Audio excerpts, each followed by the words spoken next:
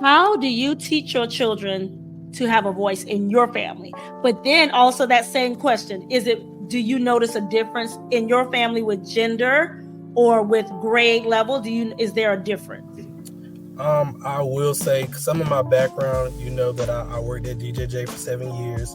And so when it comes to working with males and knowing how society works, I do overly express dealing with anger to my boys. It is something that I see working in the schools on a daily basis when young men get upset and cannot vocalize. My oldest son, he expresses himself well, but he will get quiet when he gets angry.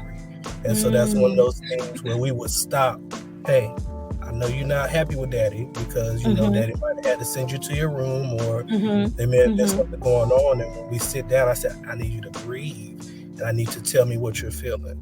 And so a lot of times, tears might come out and he might grit his teeth. But as we've developed that and went through that over the years, now he can say, I'm upset. Can I have a moment to breathe? Dad, I don't want to be disrespectful. I don't want to say anything out the way. Give me a moment. And so to me, that is progress because the young men I work with on a daily basis, a moment of outlash can change your whole life. Coming from working at DJJ, I met so many young men who were absolutely brilliant, amazing young men. And it took one moment of them not expressing themselves well, or one moment of outburst, or not knowing how to use your voice that changed their life.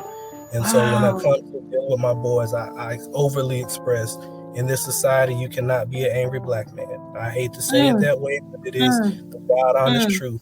If you are upset, you are mad, you need to stop. You need to think. Think about the words that are coming out of your mouth because your words are life. So if you get upset and scream, I'm going to kill Dad or I'm going to kill you, you just spoke that into existence, son. So I need you to stop and breathe and then share. And so that's something I teach to every young man I come in contact with. Man, if you can stop and breathe for a moment. I know you're mad. I know you got all sorts of thoughts racing through your mind, but I need you to stop for a moment and process because that processing part with young men is really, really hard. You got to process your emotions. You got energy. You want to do this and you're hype. You're jumping around. Stop and process what you're really feeling. And with my daughter, she is, like you said, she's just a go-getter. She has a voice. We call her Little Mama. I mean, now, is that the first grader? Oh yeah, my first grader Bella. She is a force of nature. I mean, she could walk in there and all the boys would sit down because she said sit down. And so her voice is bold.